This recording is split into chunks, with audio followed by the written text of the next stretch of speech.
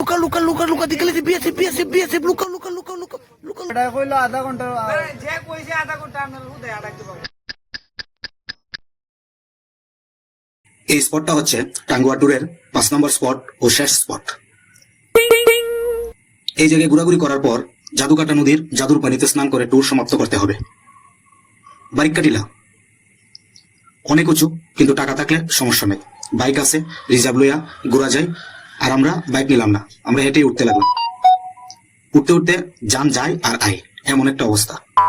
অবস্থায় একটা পেয়ারা আর একটা আমরা আচার নিলাম। And finally Barikka Tila.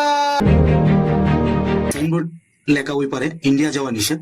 R রবেন R 0.0 point যাওয়ার মূল উদ্দেশ্য হলো, এক চাচাই বলল এই সাইনবোর্ডটা পার হয়ে মোটামুটি কিছুটা ভিতরে গেলে একটা খুব সুন্দর ঝর্ণা পাওয়া যায়, যেখানে দুপুরে রিল্যাক্সে স্নান করা যাবে।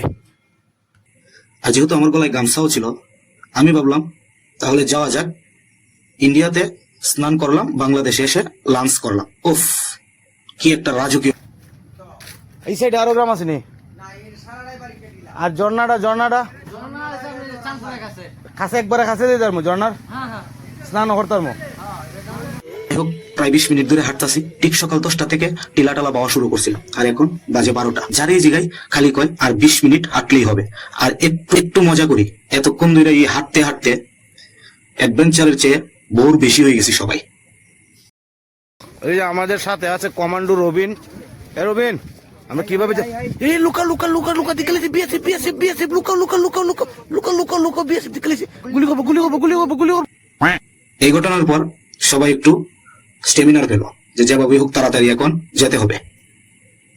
দেন অনেকক্ষণ পর একটা দোকান পাইলাম। ভাই এটার ড্রাইভার সব কোথায়? ড্রাইভার সব না থাকলে আমরা চাবিটা দেন ভাই, আমরা ঝর্ণাটা দেখে আর তো পারতাছি না ভাই। আমরা আপনার গ্রামে আইলাম, আমরা রোদ্র করুন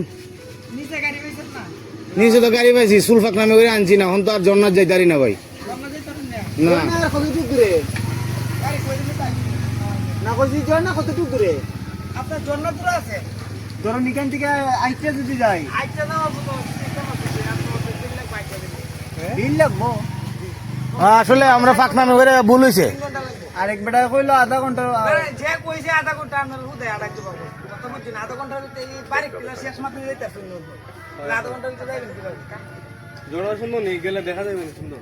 এটা দেখবেন তো ভারত বাংলাদেশ যা বুঝলাম এখন বললাম, শোনা গলায়ও আর না নৌকার জায়গা ঝর্ণা, তোমরা নেক্সট টাইম বলুই আইয়া দেখো।